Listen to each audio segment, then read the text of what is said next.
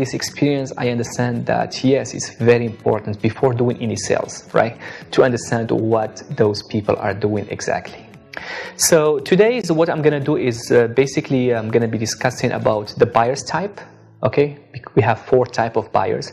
I would like also to introduce you what is their job description. What do they do every day? What is their responsibility? And also I want you to understand what is called the buyer process. Okay, the buying cycle, what is the cycle they are going through, okay? And probably I'm going to give you some tips at the end. Okay, so now we're going to start discussing about the type of buying companies, okay?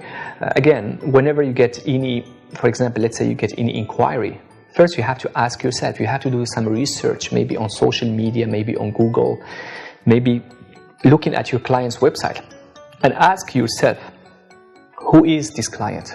What kind of type? And here, as I'm going to show you here, we have 4 types of clients. And 4 types of clients, I divide them into 2 variables. A client with small or big orders, and a client with independent and dependent decision. It means, is he really the final client? Is he going to buy the goods for him, or he's going to buy goods for someone else? If he's going to buy goods for someone else, it means the process is going to be longer, because maybe you're going to chase this client if you send him the sample, but the client cannot give you the answer right away because he took your sample and give it to his clients. So it takes a little bit time. In the contrary, if you are working with the final client, right, who's going to buy the product for himself and sell it to the, to the retail or to the others, because they are the one who make the decision, okay? He's not an agent, he's not a trading company. So this is something, so that's why here we have independent, dependent, big and small. Probably here I can give you more information. As a salesperson, I think you have to ask yourself the following question: who is my buyer? Based on that, you will have some expectations. If you work with him, if he asks you about some questions, if you give him a sample, you know that usually with this client, probably because he's a final client, so decision will be faster. Oh, but this client is an agent, so it means he's going to take my samples, he has to wait for the orders, and so on. And then how much power they have in the buying decision. Again, how much power they have. An agent, he doesn't have so much power because he rely on others, he rely on his client. Okay, as if he's a final client, of course, he will be able to give you the right answer right away. So here I divided the kind of the type of buyer into 2 sections. The first section is called big quantities, and the second section is called small quantities. Big quantities, we have companies who are independent. It means they buy for themselves. They don't go through agents. And those companies are actually the multinationals, companies like Walmart, IKEA, Target. Those companies are really big, and they have a sourcing office, buying office all around the world. So with these offices, they will be able to get into touch with the suppliers and follow up the orders and and do the job by themselves. So the first one is here. The first one is, it's called ownership independent. It means the decision comes from them and they have big orders. The other one, it's called independent here, and they have also large orders. Dependent, it means, yes, they're going to give you large orders, but the decision is not based on them. They still have to take your orders, or they have to take your samples and give it to their clients, and it's their clients, so your clients who's going to decide. So the process is a little bit slow, and those companies usually they are sourcing agent or big trading companies. Just to give you an example, some of those companies one of the companies called Li & Fong. I'm sure that everybody knows this company is a company based in Hong Kong with offices in Shenzhen and Shanghai. So those companies are sourcing agents, and they work for big corporations. So yes, they have big quantity, but the decision is a little bit slow because they are not the one who's going to decide which product they will order. They have to ask their client first. And the other thing is for the buyers with small quantities, We have companies like distributor, importer, trading companies based in overseas, not based in China. Those companies usually they are importers, distributors. They're also going to buy some quantities. They're going to put them in their warehouse, and then they're going to do the distribution. So those usually companies, they know what they want, okay, and they will be able to give you the decision right away because they don't have to rely on their client. And then the fourth one, it's called companies who have also small sizes, but they are dependent. Those are really trading companies, like Maui Gongsi. Those companies are located in Shenzhen, Guangzhou. It can be mostly like foreigners, run by Indians or by Middle Eastern people or Russian people.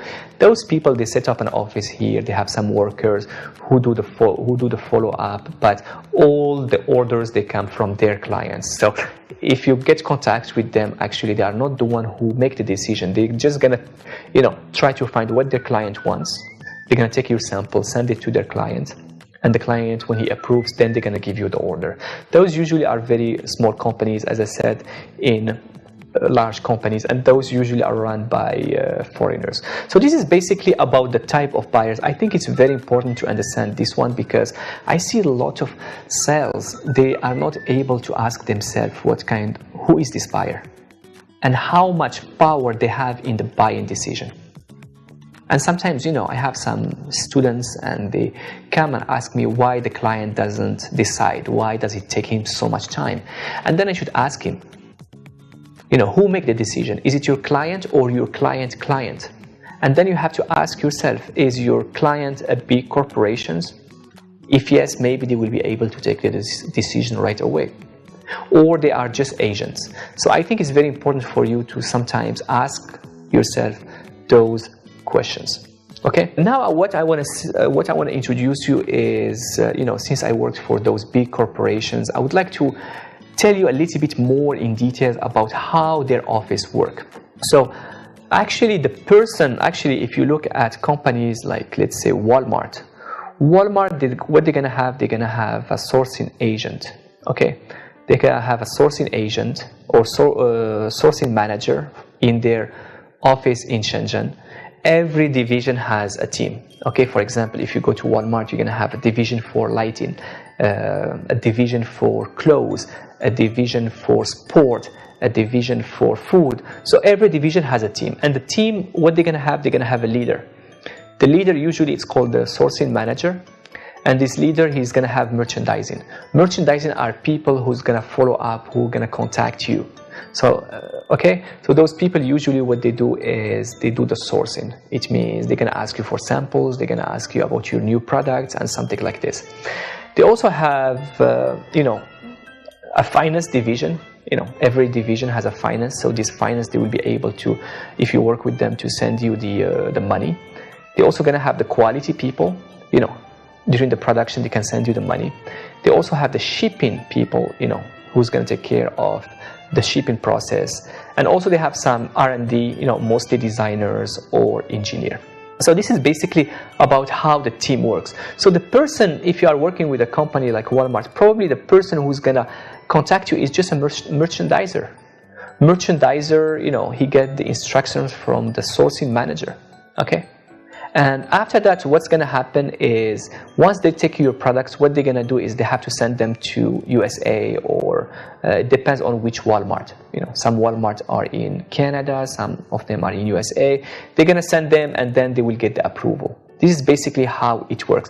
The people in China, actually, they don't take too much decision. They just take the samples, or they make a showroom. They're going to take your samples, put them here and there, and the buyers usually, either you send them or they come here. And the buyers, actually, they are the buyers of Walmart.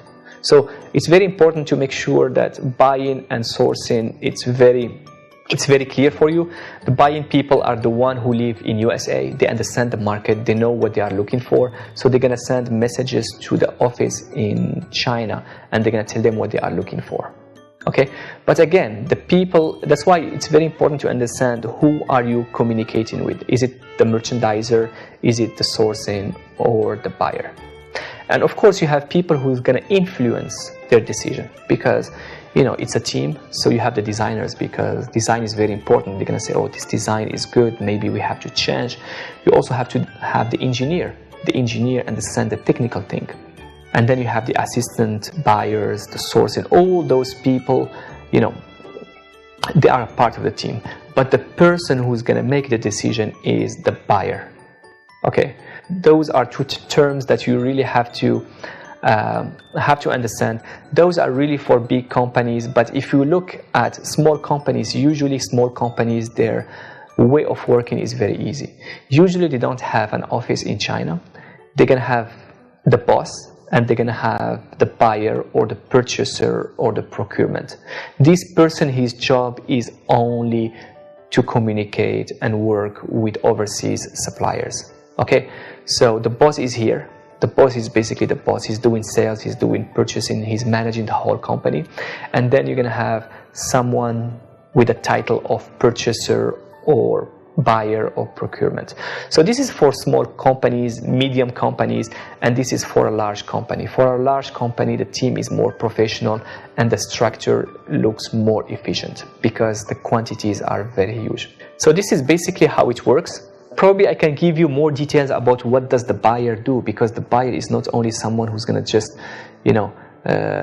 contact you and buy from you. Actually, his job is more than that, because a buyer, before contacting you, he has to know what is the new trends, what are the new products. Okay, one of their job, it's called product development, right? Because buyers are always looking for new ideas, so they're gonna do product development. It means developing new products. So they're gonna work with the designers, they're gonna work with their R&D, and design a product, and then probably they're going to take their product and give it to you for an order. So before coming to you, he has to make the product. Okay, a buyer also is someone who always follow the industry trends. The industry trends are very important. I know that people who live in Shenzhen, for example, product has to change all the time.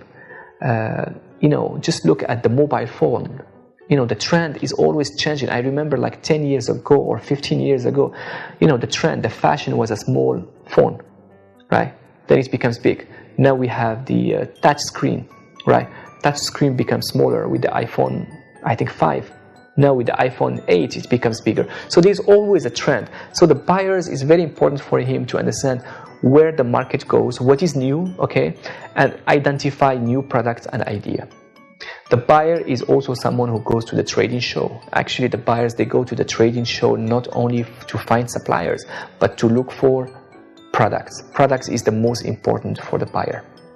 And the buyer is also the one who makes the decision. The final decision comes to the buyer, right?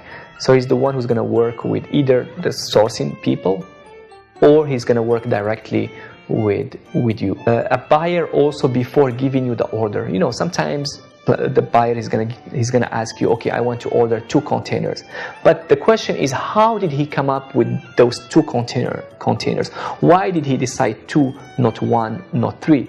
It's because the buyer, usually what they do is they look at the sales forecast. Okay, they look at the stock, how much stock they have, and based on that they will be able to make the order. For example, if they think that next month they're gonna sell 100,000 pieces, okay, and they know that in the stock for next month they're gonna have only 20,000, so he needs to buy 80,000 pieces from China.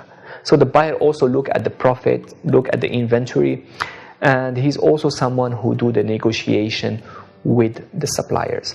So this is basically the buyer. Again, the buyer is someone who's not working alone, he's working with a team, right? It can be the boss, it can be the designers, it can be the engineer, it can be the assistant, so everybody can play with his mind. So those are people they call influencer, okay?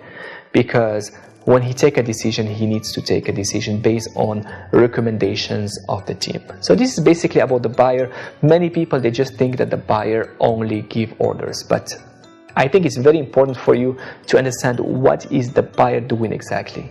Okay, and this is something I'm going to be discussing in the next slides. For example, when I say the buyer is doing product development, it means buyer is always looking for new ideas, new products. Why don't you make a list every month of new products and send it to him, right?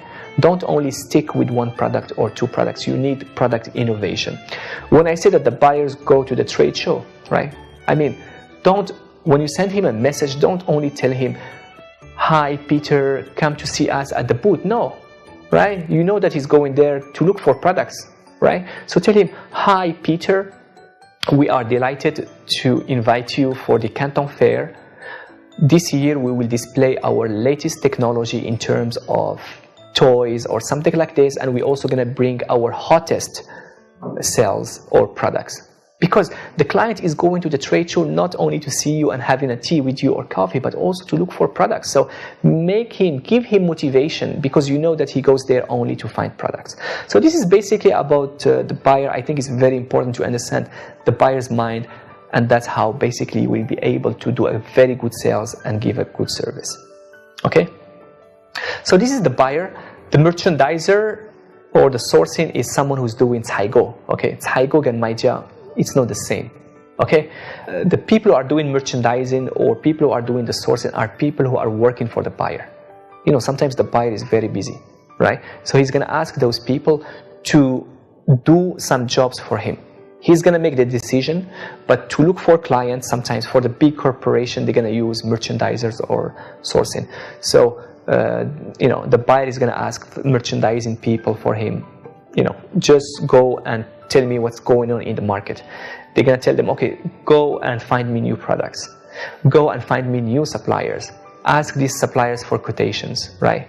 Do you have any recommendations? Okay, the sourcing and merchandiser people for big corporations, they're going to also follow the production. The buyer doesn't have time to always communicate with the supplier and ask him what's the status of the production. Okay, and the buyer and merchandiser, they also work with the, you know, if they are based in China, they will also work with the headquarters, you know, and give them the service. So, you know, sourcing, I think, is very important. Many people still don't understand what is sourcing. Actually, sourcing, it's in Chinese, it's called 采购. But the reason that we call it sourcing is it means going to the source of the product. And going to the source of the product, it means going to the supplier or going to the factory. So that's why we call it sourcing. So here I just want to show you a little bit about how those big corporation works. If you look at Walmart, I mean, Walmart, they are buying thousands of containers maybe 10 of thousands of containers all around the world. I mean, if you just look at their offices in Asia, they have, like, I know that they have an office in Shenzhen. This is one of the offices in Shanghai. You know, and those offices are for sourcing, for design, for QC. They also have a sourcing in Guangzhou. The Guangzhou one is only for QC. But as you can see, those companies, you know, as you can see, the headquarters is in USA, right? And all those offices are the ones that provide the service for the headquarters. Okay, so that's why I said Walmart is a company that is independent in terms of decision. They are the one who buy for themselves.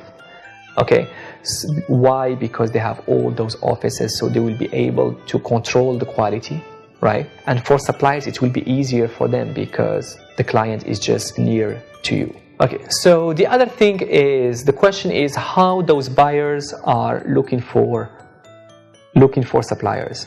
So this is basically something which is very, very new. They are the traditional channels, you know, like Yellow Pages, magazines, you know, magazines like Global Sources. But to be honest, those channels are dying. The traditional is really dying because everything now is happening on the internet. Okay, so traditional, I don't think that many people are still using the Yellow Pages. There are some offline channels, okay, like the trade show. I think the trade show is also a great, even if there is now a decline, but for some products like electronic, trade show is still a very good place because products always change. Like electronics, they change every 1 month, 2 months.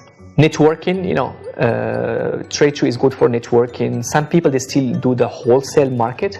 If you go to EU and Guangzhou, many people are still going to those wholesale markets because their market is not developed as in the West. So most of the people, most of the buyers who do the wholesale are who go to those PIFA 市场. They are mostly from the Middle East, India, Russia, and so on.